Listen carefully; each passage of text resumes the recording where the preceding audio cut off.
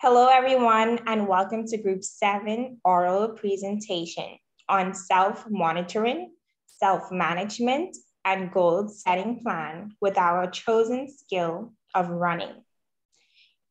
Group 7 is composed of myself, Albertina Cox, Cindy Savato, and Kaylin Machado. And this is the senior seminar in Applied Behavior Analysis class, led by Professor Mendina. We have designed a self-monitoring, self-management, and goal-setting plan with our independent variable of using a sweet treat reinforcement in our dependent variable, increasing exercise using the skill of running. Our presentation content will include the overview of ABA, identification of problem, ethical considerations, literature review, summary of functional behavior assessment, summary of treatment package, and summary of baseline and treatment data. Okay, so we are going to begin with the overview of applied behavior analysis. Basic behavior analysis is primarily focused on behaviors that are easy to observe, such as laboratory setting observations, relationships, and scientific validity. It manipulates a variable that causes an improvement in an individual's life through natural observations, behaviors that are important, and environmental reinforcement. Applied behavior analysis is ethically derived through 7 basic dimensions. Applied, which is social significant purpose; behavioral, which is observable and measurable; analytic, which is manipulation of independent variables; technological, which is asking what, when, and how; conceptual systematic, which is easily replicated; affective, which is data collection; and generality, which is durable over time. We identified through our literature review in the study of Batchelder and Washington that the recommendation of the American Heart Association is to exercise 60 minutes per day. Prior to the study, our group was not exercising 60 minutes per day to maintain a healthy lifestyle. In collecting data for our baseline, we assessed that collectively, we were averaging 1 to 3 hours of exercise per week. Our target behavior of increasing exercise was based on the skill of running for 1 hour per day, 5 days per week.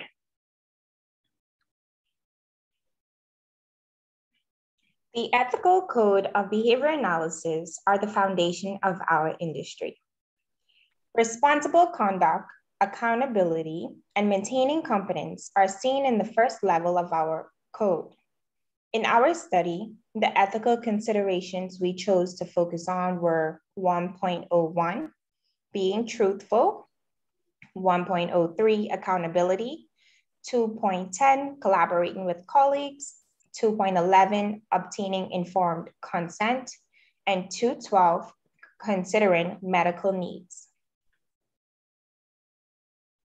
1.01, being truthful, because integrity is required in the self-management of data collection. Behavior analysts are truthful and arrange the professional environment to promote truthful behavior in others. This code of ethics was chosen because it was a possible implication regarding the target behavior, as this identified prior to the development of the treatment plan. Participants took this into consideration as we implemented a self-management goal-setting plan. To monitor our integrity, each participant found one person close to us to supervise our self-data collection. This step was taken to ensure reliability of our data and create credibility for our study. 1.03, accountability. To maintain consistency with our commitments through clear communication. Behavior analysts are accountable for their actions as professional services and follow through on work commitment. This code of ethics was chosen because it is a possible implication as this was identified prior to the development of the treatment plan. In our study, this code was taken into consideration to incorporate integrity. In the event errors occur or commitment cannot be fulfilled, we take all appropriate actions to directly address them. Our study was followed through with commitments created through clear communication. 2.10, collaborating with colleagues. Because the process of designing an effective study relies upon positive collaboration. It is important to collaborate with other professionals and those within the field who have different or similar competencies. This code was chosen from our study because it suits the management and goal setting. We collaborated with one another to design the best intervention plan to regulate a schedule of exercise 5 days a week for 1 hour intervals. Behavioral analysts should address conflicts by prioritizing the best interests of the participants. Documentation is required of all actions taken in these circumstances and their eventual outcomes. 2.11, obtaining informed consent. We not only created an agreement for the 3 of us as participants, but also to the person we personally chose to supervise the integrity of our data collection. This ethical code behavior analysis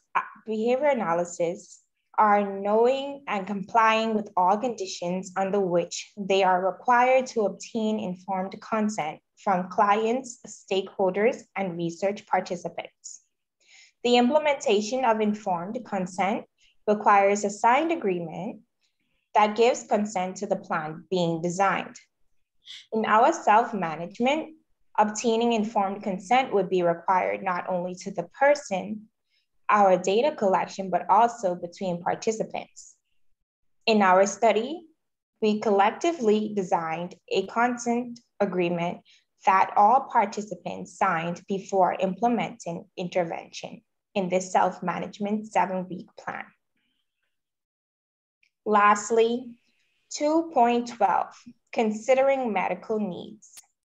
Although we use this in the field to make sure our clients have appropriate devices that assist in the implementation of treatment, our group considered any potential medical issues to make sure that we were healthy enough to endure the exercise of running. Behavior analysts should be aware and ensure that medical needs are assessed and being addressed if there is any reasonable likelihood that a referred behavior analyst is influenced by medical or biological variables. Group 7 identified that there were no medical issues or concerns prior to the implementation of our plan design. In our literature review, we used 3 studies to help design our plan. When designing our self-monitoring plan to increase exercise, we decided to omit interchangeable coefficients, and that was based on the study by Hossman and colleagues that showed no significant changes were noted in IOA when interchangeable coefficients were made. Batchelder and Washington's study concluded that evidence supporting the efficacy of behavioral interventions to increase physical activity that included self-monitoring female college students showed a significant effect on health. It allowed us to identify our target behavior based on significant positive effects on health through self-monitoring made by female college students. Our third study by Myers, Dietrich, and Miltenberger showed that walking behaviors in university employees negated the effects of sitting for long periods of time. We decided in our design to use running to negate periods of time sitting in class.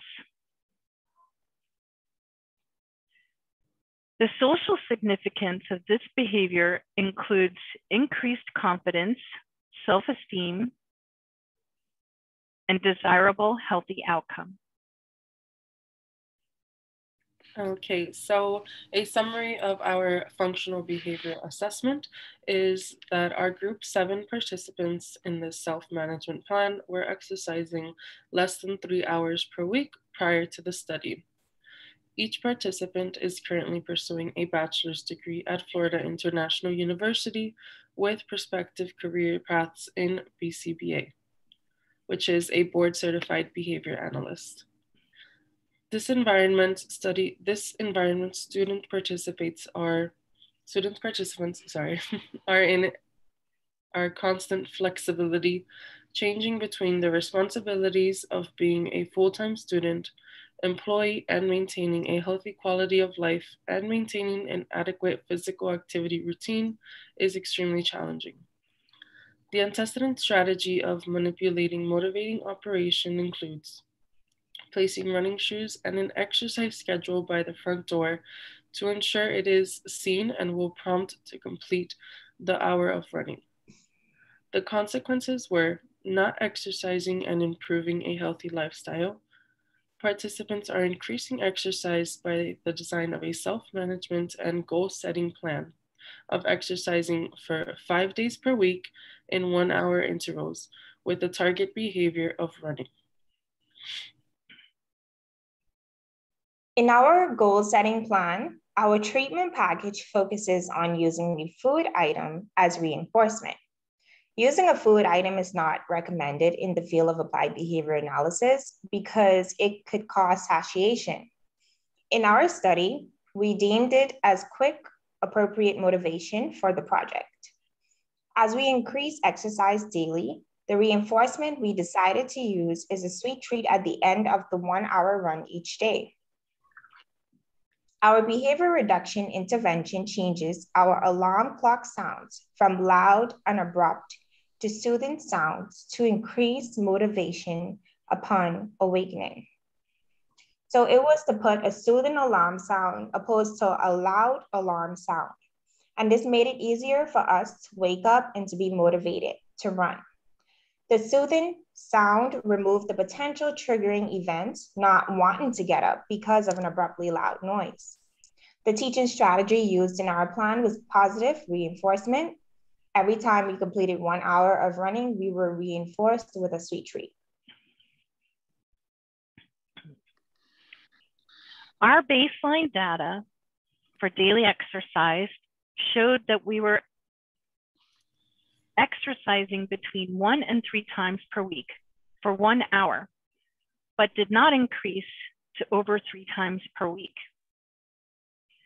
We each expressed a strong desire to increase our exercise routine, even though the responsibilities of work and school were long and unpredictable. Our dependent variable of increasing the skill of running 1 hour per day, 5 days per week, and our independent variable of positive reinforcement with a sweet treat after running was reached at 100%. This means that Kaylin, Alberta, and Cindy engaged in daily running for 1 hour. The treatment package showed a positive correlation to increasing exercise with running. Using the reinforcement of a sweet treat increased the likelihood of motivation to complete the hour of exercise. Each day, participants tracked their data as part of a self-management IOA and recorded the data in a notepad.